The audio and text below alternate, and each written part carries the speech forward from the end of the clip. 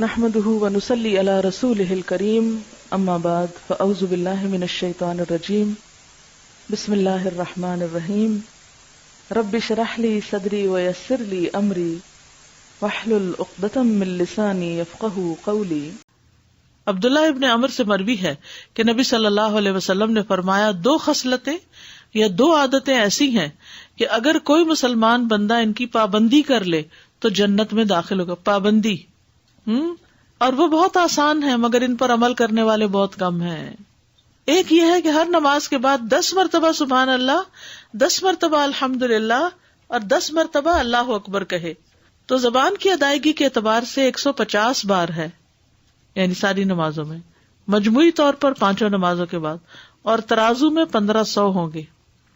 اور جب سونے کے لیے اپنے بستر پر آئے تو 34 بار اللہ اکبر، 33 بار الحمدللہ اور 33 بار سبحان اللہ کہے۔ زبان کی ادائیگی کے اعتبار سے تو یہ 100 ہے، مگر میزان میں یہ تسبیحات 1000 ہوں گی۔ رات کو جو سوتے ہوئے پڑھے جاتے تسبیحات فاطمہ، سب تھکاوٹ اتارنے کے لیے۔ یقیناً میں نے رسول اللہ صلی اللہ علیہ وسلم کو دیکھا، آپ انہیں اپنے ہاتھ سے شمار کرتے تھے۔